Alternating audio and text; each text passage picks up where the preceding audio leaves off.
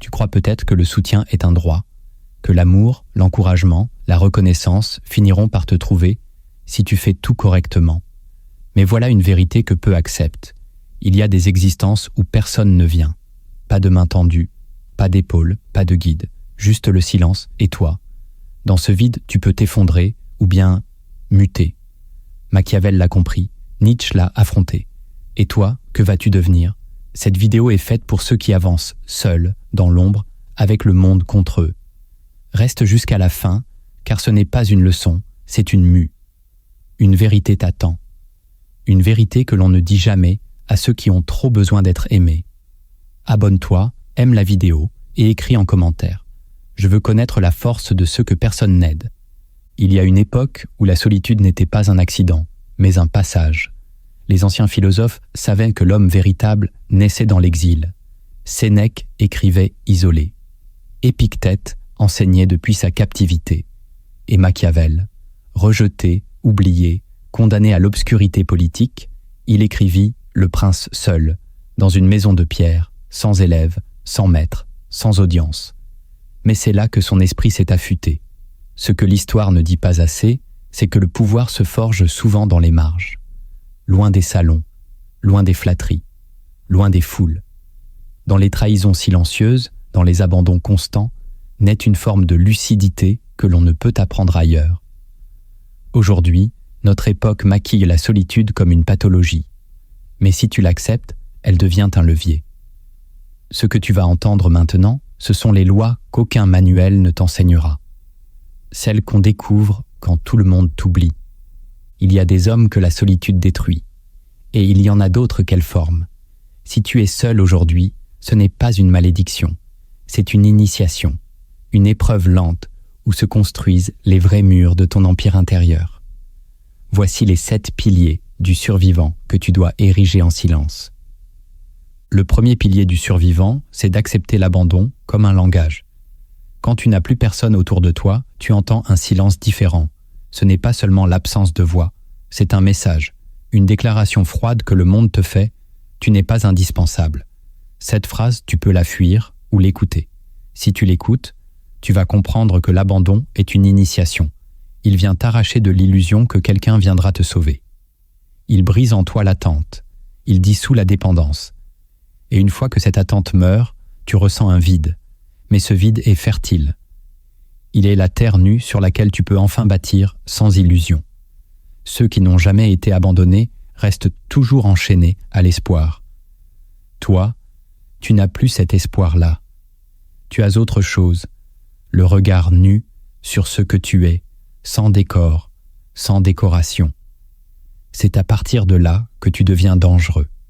Car un homme qui n'attend plus rien de personne peut tout endurer, tout observer, tout transformer. Même sa douleur devient combustible. Et dans ce regard silencieux que tu poses sur ta propre solitude, tu commences à voir des choses que les autres ne voient jamais. Des vérités sur les liens humains, des mensonges dans les visages qui sourient, des dépendances dans les relations qu'on croit sincères. L'abandon t'enseigne une langue secrète que seuls les silencieux comprennent, une langue faite de gestes absents, de messages non répondus, de silences plus bruyants que 1000 paroles. Quand tu comprends ce langage, tu n'as plus besoin de traduction. Tu sais lire le monde. Et celui qui sait lire le monde sans les mots devient dangereux. Accepte donc ce langage. Apprends-le, parle-le. Et surtout, n'en aie plus jamais peur. Le deuxième pilier du survivant, c'est de ne jamais supplier d'exister.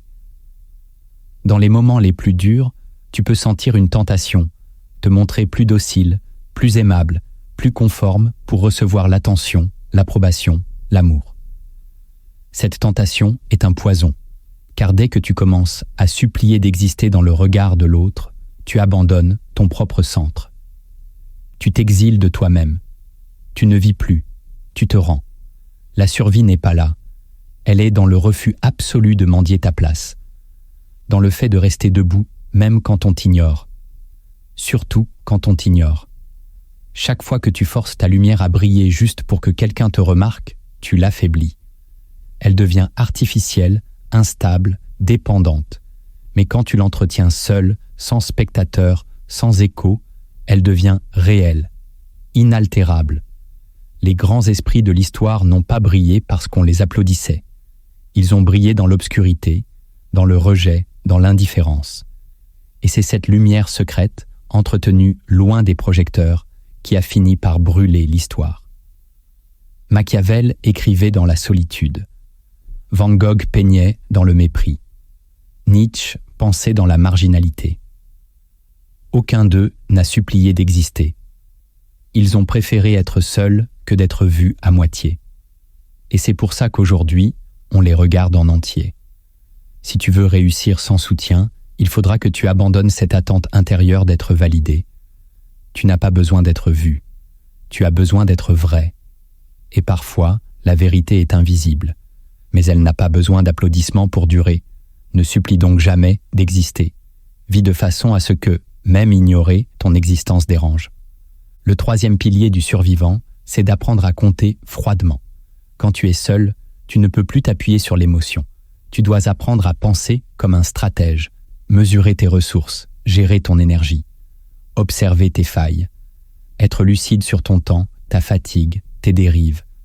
Le soutien des autres t'aurait permis de te relâcher, de te reposer sur leurs épaules. Mais tu n'as pas ça. Ce que tu as, c'est toi, ton esprit, et un monde qui t'attend au tournant. Alors il faut que tu comptes, chaque minute, chaque force, chaque décision. Pas pour devenir rigide, mais pour devenir souverain.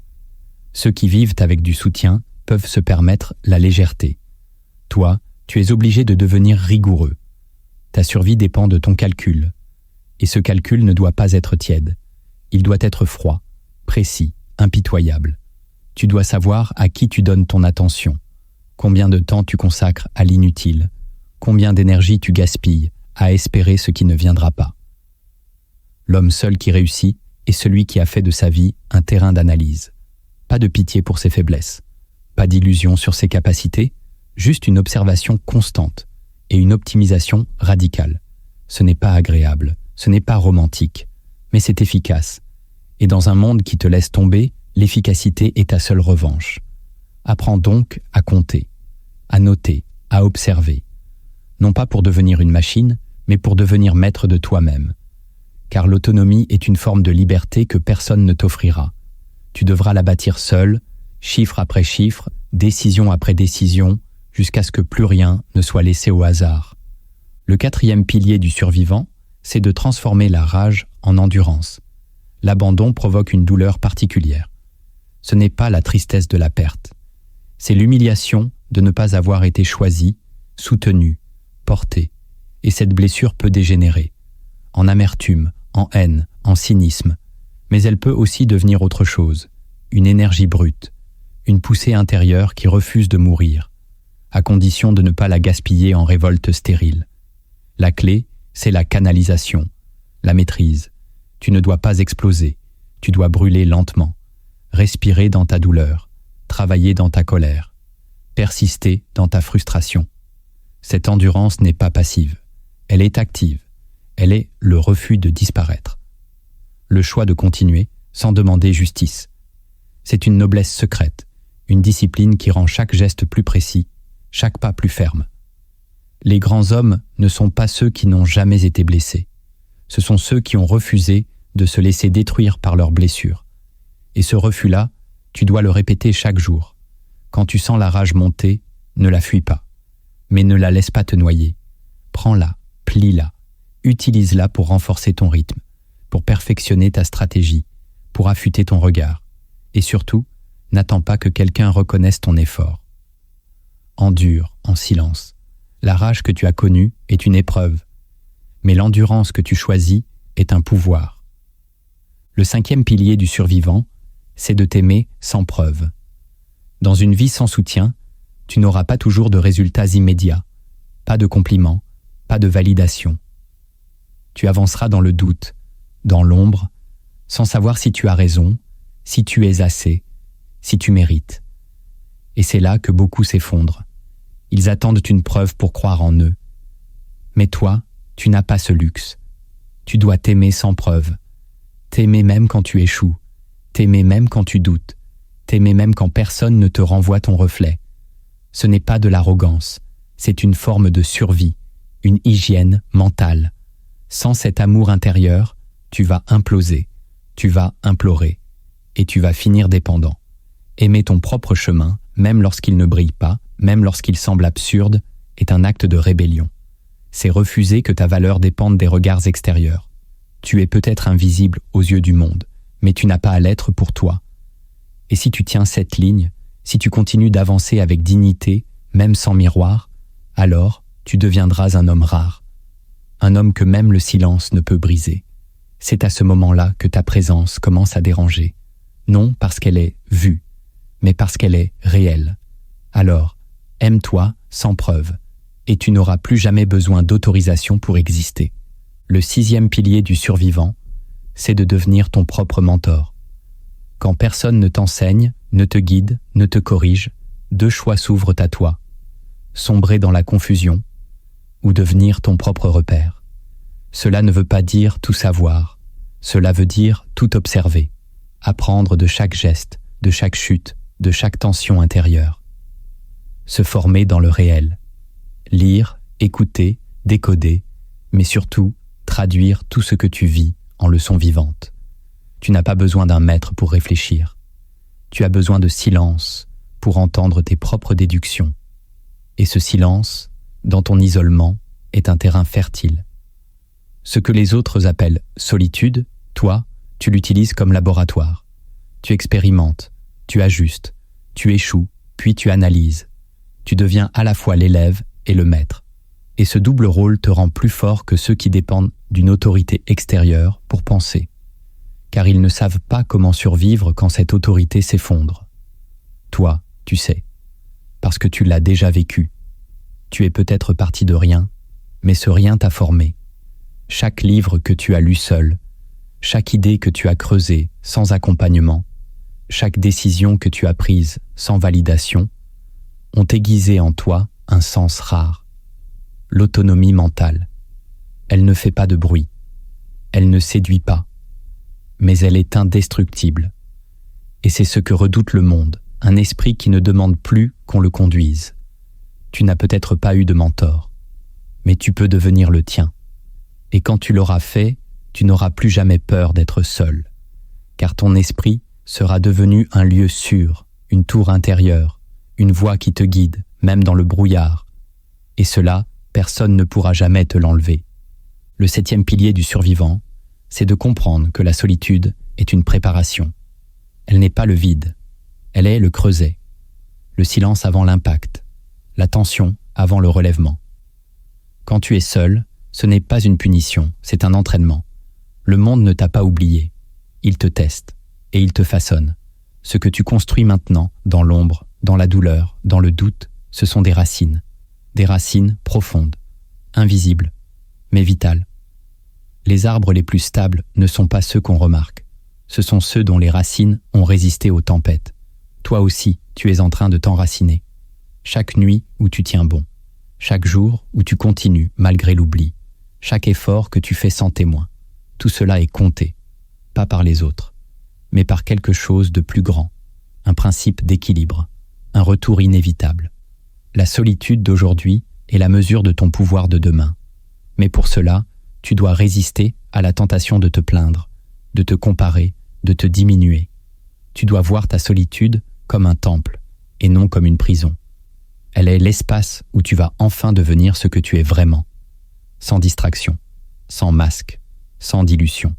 Ce n'est pas facile, c'est même terrifiant, mais c'est réel, et le réel a une puissance que rien ne peut égaler. Alors tiens, résiste, endure, et façonne-toi, car celui qui réussit sans soutien devient une anomalie, une exception. Et les exceptions finissent toujours par devenir des références. Ta solitude est une préparation. Accepte-la, respecte-la et transforme-la en fondation. Une fois les piliers du survivant ancrés, un second voyage commence. Plus silencieux, plus dangereux. Ce n'est plus l'extérieur qui te manque, c'est l'intérieur qui te confronte. Voici les 7 vertiges intérieurs que tu devras traverser seul, quand l'écho du monde s'est tu et que la seule voix restante est celle que tu crains d'entendre. Le premier vertige intérieur, c'est d'accepter que personne ne te doit rien. Tu peux passer des années à croire qu'on te doit du respect, du soutien, de la reconnaissance, de l'aide.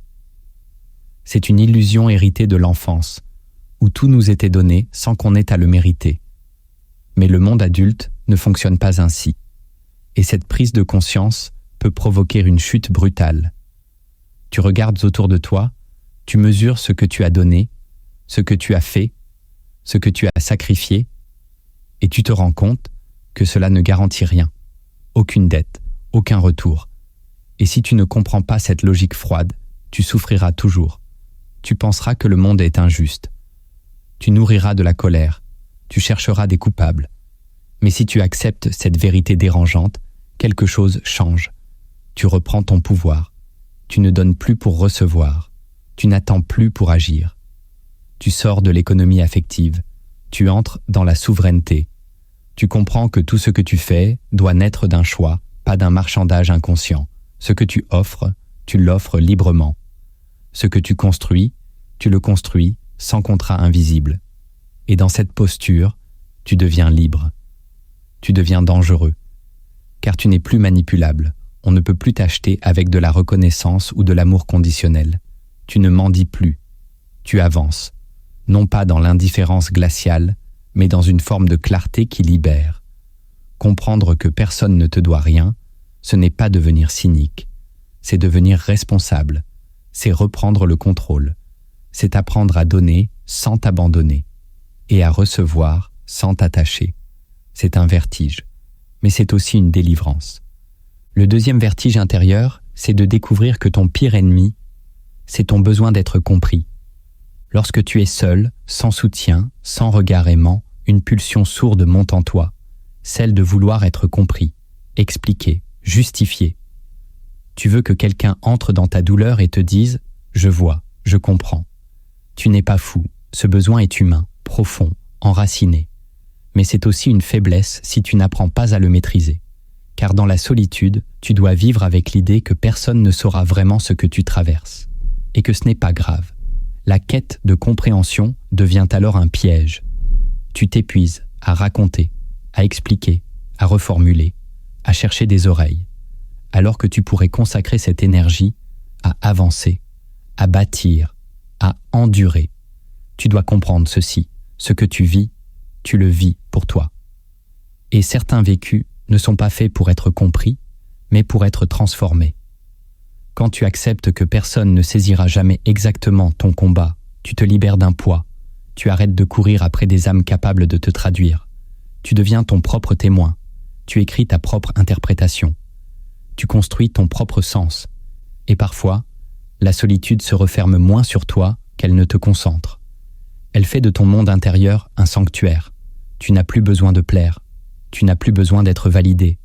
Tu existes sans explication. Et cela te rend opaque, mystérieux, déroutant, mais aussi profondément libre. Celui qui n'a plus besoin d'être compris devient intouchable. Il ne joue plus selon les règles émotionnelles du monde. Il avance avec sa propre logique. Et même s'il tombe, il sait pourquoi. Ce vertige te glace. Mais il t'enseigne la solidité. Le troisième vertige intérieur, c'est de reconnaître que tu n'as pas toujours raison. La solitude peut t'enfermer dans une bulle mentale où ta voix est la seule audible. Tu avances sans contradiction. Tu décides sans confrontation. Et dans ce vide, un danger sourd t'attend, l'illusion de toujours avoir raison. C'est un piège subtil, car il est réconfortant. Il flatte l'ego, il t'éloigne de l'humilité. Tu te racontes que si personne ne te soutient, c'est parce que tu es incompris, supérieur, trop en avance. Parfois, c'est vrai, mais pas toujours. Il y a des moments où ta solitude vient de tes erreurs, de ton orgueil, de ta rigidité. Et si tu refuses de le voir, tu t'égareras dans des labyrinthes d'auto-justification. C'est un vertige difficile, celui de se regarder sans filtre, de se dire que tu n'es pas seulement la victime de l'indifférence, mais parfois la cause de l'éloignement. Il faut du courage pour cela. Un regard tranchant sur tes mécanismes, tes peurs déguisées en certitude, tes impulsions masquées en principe. Mais cette lucidité est libératrice, car une fois que tu reconnais que tu n'as pas toujours raison, tu retrouves un pouvoir oublié, celui d'apprendre. de changer, d'évoluer. Tu redeviens souple, intelligent, adaptable. Tu sors de la défense permanente. Tu entres dans l'alchimie intérieure. Et cette posture te rend plus fort que tous ceux qui se croient parfaits dans leur isolement. La vérité, c'est que personne ne détient la vérité seul. Mais celui qui est prêt à douter de lui-même peut approcher une vérité plus haute, plus vaste, plus fine.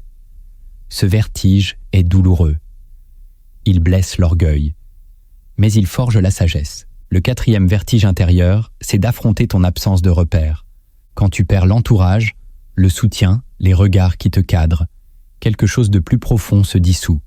La structure, l'ossature mentale que le monde extérieur t'offrait, les horaires, les objectifs, les attentes, tout cela formait des murs invisibles.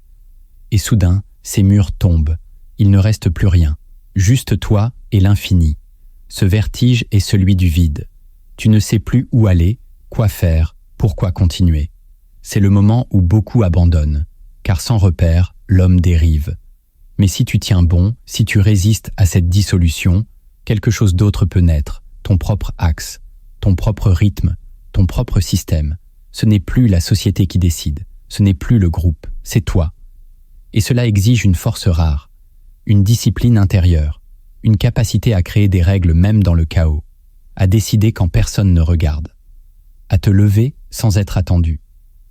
Ce vertige t'enseigne que les repères les plus solides ne sont pas extérieurs, mais intérieurs.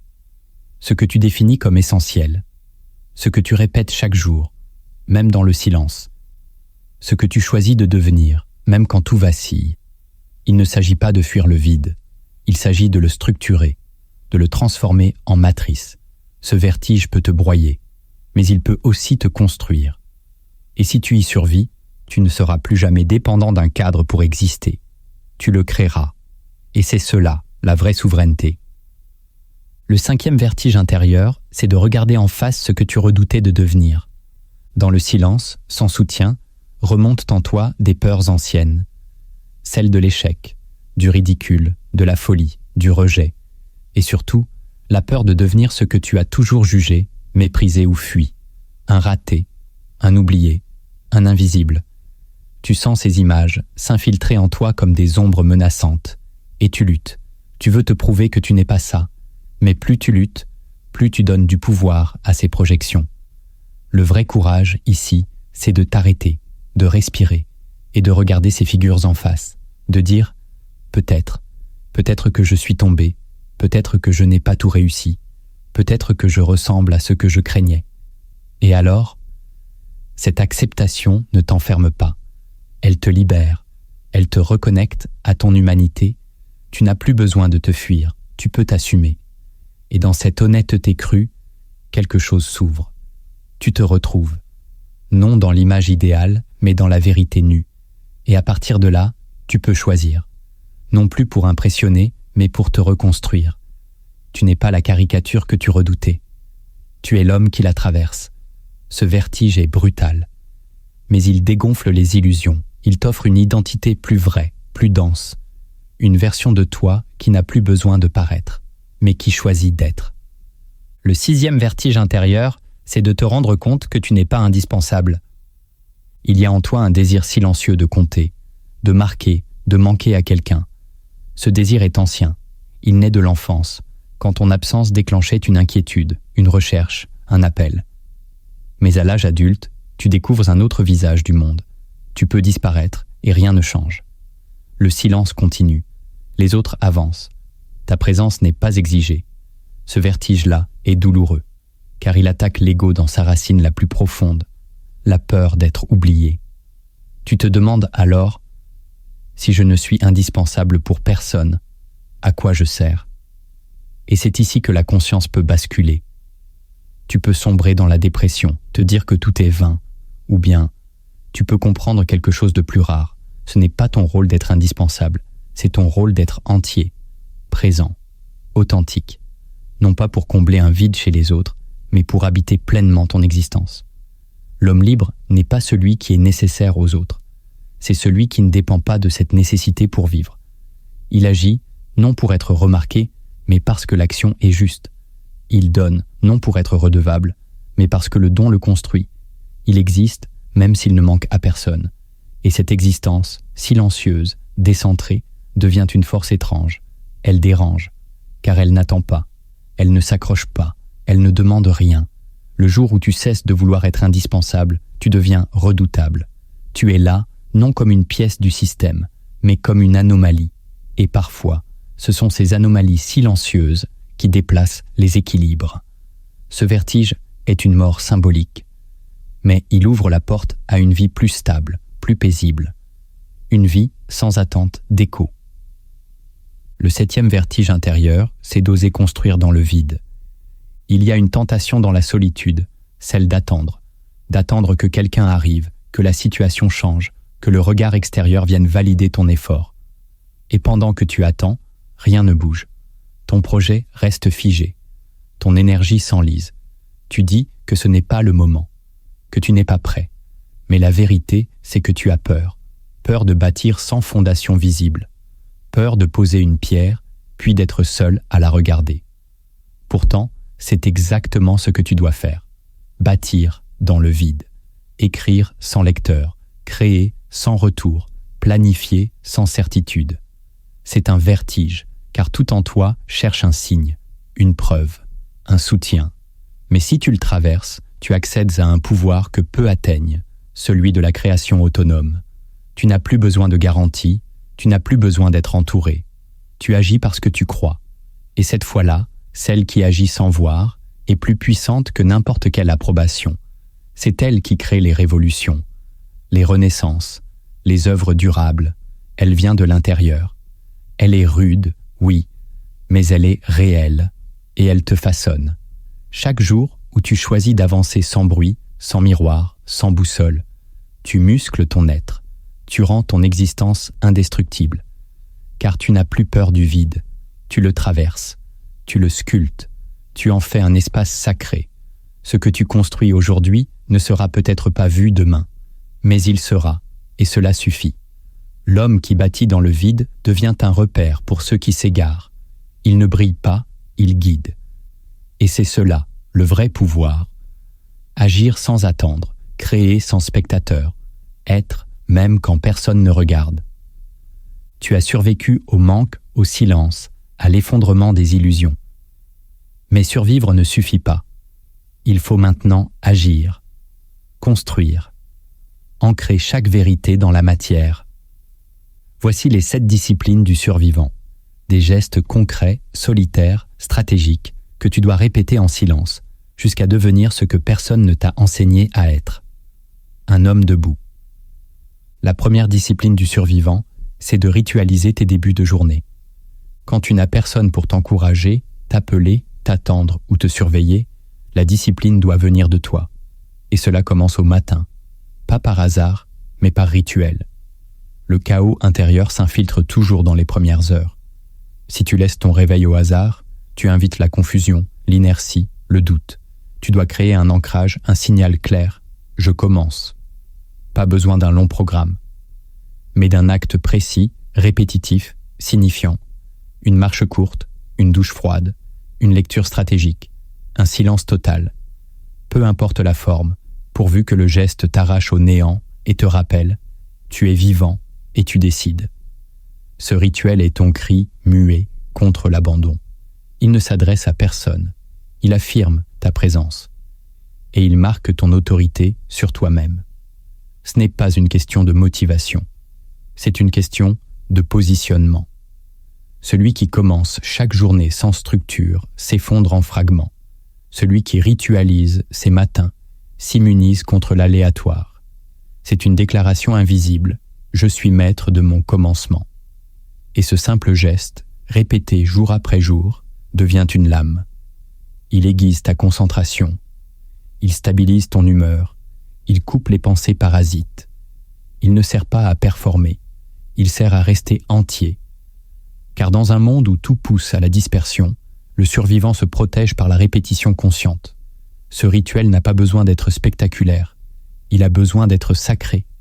Non pas sacré au sens religieux, mais sacré au sens stratégique. Il est ton autel de lucidité, ton point d'entrée dans la bataille du jour. Alors, ne commence jamais par défaut. Commence par choix. Et tu découvriras que la première victoire d'un homme seul, c'est de s'honorer au réveil. La deuxième discipline du survivant, c'est d'écrire ce que tu refuses de dire. Dans l'absence de soutien, certaines émotions s'enquistent. Tu n'as personne à qui parler, personne à qui confier tes doutes, ta fatigue, ta colère.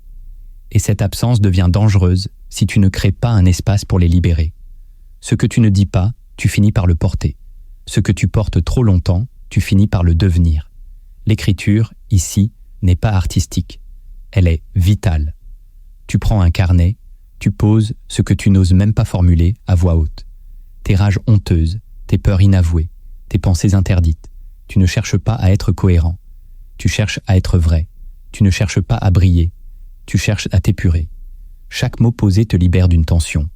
Chaque page grattée t'allège d'un poids. Tu ne cherches pas de lecteur.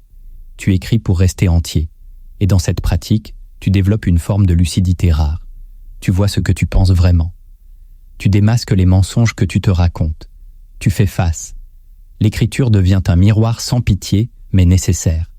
Ce carnet devient un témoin, un espace où tu existes sans être jugé. Une chambre mentale où ton chaos peut s'exprimer sans ravager ton comportement. Ceux qui réussissent sans soutien sont souvent ceux qui écrivent. Non pas pour être lus, mais pour se maintenir debout. C'est un exutoire, mais aussi un outil de transformation.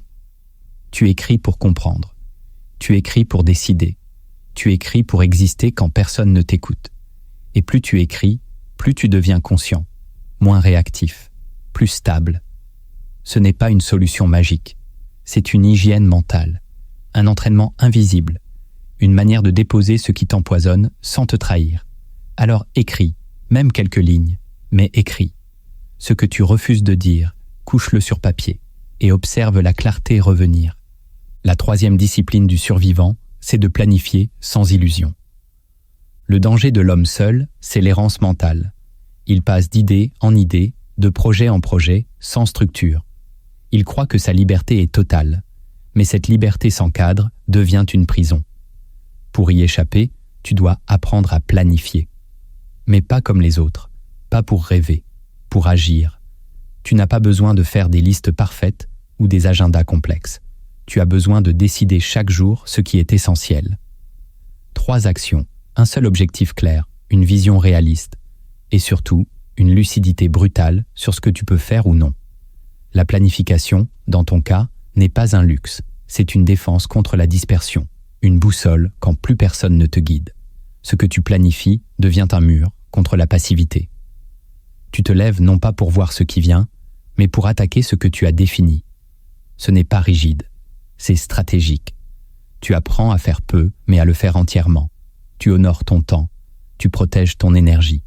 Et surtout, tu évites le piège de croire que tu as toute la journée.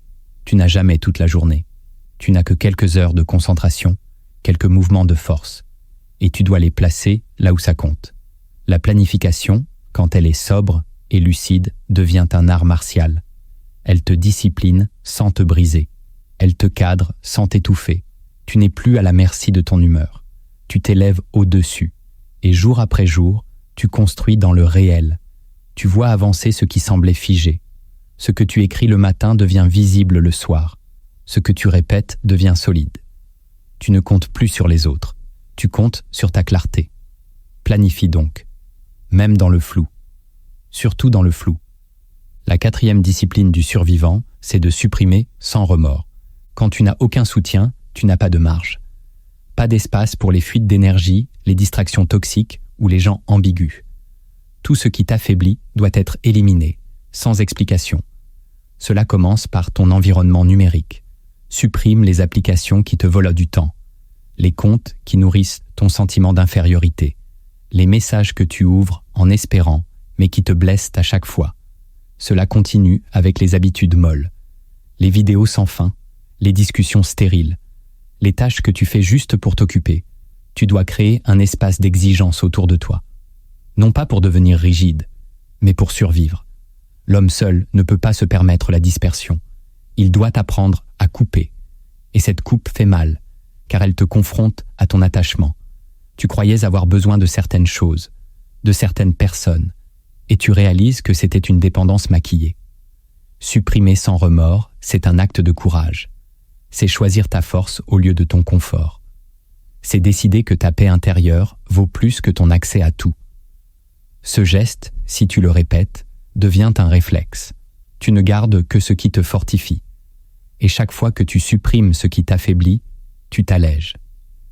Tu récupères de l'espace mental. Tu redeviens maître de ton champ. Cette discipline te rend impitoyable, non pas envers les autres, mais envers les fuites. Tu deviens sobre, minimal, tranchant. Et dans ce silence que tu crées, ta puissance se réorganise. Tu n'as peut-être pas d'alliés, mais tu peux choisir de ne pas avoir d'ennemi intérieur. Et cela change tout, supprime, sans te justifier, sans regret. Et tu verras apparaître, dans le vide créé, une nouvelle forme de clarté. La 5e discipline du survivant, c'est de cultiver une source secrète de puissance. Dans un monde qui te laisse tomber, tu ne peux pas dépendre d'un système extérieur pour te ressourcer. Tu dois trouver, en toi ou autour de toi, une source silencieuse, constante, que personne ne contrôle. Cette source peut être un texte que tu relis, une musique qui t'ancre, une phrase que tu répètes, un lieu où tu te reconnectes. L'important, ce n'est pas la forme, c'est l'effet. Cette source doit te nourrir, te recentrer, t'apaiser ou te raviver selon le besoin. Tu n'en parles à personne, tu ne la partages pas, elle est à toi. Et plus tu la protèges, plus elle devient stable. Quand tout vacille, tu y retournes. Quand tu doutes, tu l'écoutes. Quand tu veux abandonner, elle te rappelle. Ce n'est pas une superstition, c'est une ancre psychique, un refuge stratégique, et elle fonctionne parce que tu l'as choisie consciemment. Elle t'arrache au bruit, elle brise l'envoûtement du monde, et surtout, elle te rappelle qui tu es, quand tout semble t'oublier. Cette discipline est souvent négligée, on la prend pour une faiblesse, mais en vérité, elle distingue ceux qui durent de ceux qui s'éteignent. L'homme seul, sans source intérieure, s'assèche, il s'effrite, il se déforme. Mais celui qui cultive en secret un lieu où il peut revenir, encore et encore, devient invincible. Il ne vit pas pour l'instant, il vit depuis un axe. Et cet axe le traverse, même dans la tempête. Trouve ta source, protège-la, et bois-y sans honte. Car ce n'est pas un luxe, c'est une discipline vitale. La 6e discipline du survivant, c'est de transformer chaque solitude en entraînement. Tu es seul. Il n'y a plus de distraction, plus de regard, plus de validation. Ce vide, tu peux le subir, le fuir, ou bien le convertir. Tu choisis de voir dans chaque moment sans compagnie une opportunité brute, un champ d'entraînement. Là où d'autres attendent, toi tu te formes. Tu observes ton mental, tu disciplines ton souffle, tu pousses ton effort d'un cran. C'est un changement de paradigme. Tu ne subis plus la solitude, tu l'utilises. Chaque moment sans témoin devient un terrain d'aiguisement. Tu ne t'entraînes pas pour plaire, tu t'entraînes pour durer. Tu apprends à marcher sans encouragement, à penser sans validation, à agir sans écho. Et dans ce silence, ton système se renforce.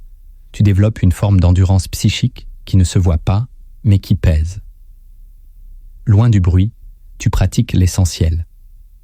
Tu lis pour comprendre, pas pour briller. Tu répètes jusqu'à ce que le geste devienne rituel. Tu t'observes sans jugement, mais sans complaisance. Et dans ce processus, tu te reconstruis. Non pas en réaction au rejet, mais en direction d'une version de toi que tu respectes. Cette discipline est rude. Tu devras souvent lutter contre l'ennui, le doute, l'usure. Mais chaque fois que tu choisis l'entraînement plutôt que la plainte, tu graves une nouvelle ligne dans ta propre légende. L'homme seul qui s'entraîne dans le silence finit par déranger ceux qui n'ont fait que parler. Tu deviens un mystère. Tu avances sans bruit, mais ta présence pèse. Tu ne cherches pas la scène. Tu deviens la structure. Et ce que tu bâtis dans l'ombre finit toujours par réorganiser la lumière. Alors ne gaspille pas tes solitudes, transforme-les. Et tu découvriras que tu n'as jamais été inactif. Tu étais en formation. La 7e discipline du survivant, c'est de te promettre fidélité. Quand personne ne croit en toi, quand personne ne t'appelle, quand même toi tu doutes, il reste une seule relation à préserver, celle entre toi et toi. Tu peux échouer, tomber, déraper. Mais il y a un serment que tu dois toujours tenir, ne pas te trahir. Cela ne veut pas dire ne jamais faillir, cela veut dire ne jamais t'abandonner intérieurement, ne jamais faire semblant, ne jamais t'humilier pour plaire, ne jamais suivre ce que tu méprises juste pour être accepté. Cette fidélité-là est invisible. Personne ne te félicitera pour elle. Mais elle structure ton âme. Elle t'éloigne des rôles, des masques, des compromis qui vident l'âme de sa densité. Tu n'es peut-être pas parfait, mais tu es réel. Et cela, aujourd'hui, est plus rare que tu ne l'imagines. Cette discipline demande un rappel quotidien. Le monde va te proposer 1000 échappatoires, des raccourcis, des séductions, des invitations à trahir ta voix intérieure pour quelques miettes d'attention. Tu dois les voir venir, tu dois sentir, dans ton corps, ce petit glissement où tu cesses d'être aligné. Et là, tu reviens, tu te rappelles, tu te resserres. Ce n'est pas une posture, c'est un engagement, et à force, cette fidélité devient magnétique. Tu dégages quelque chose.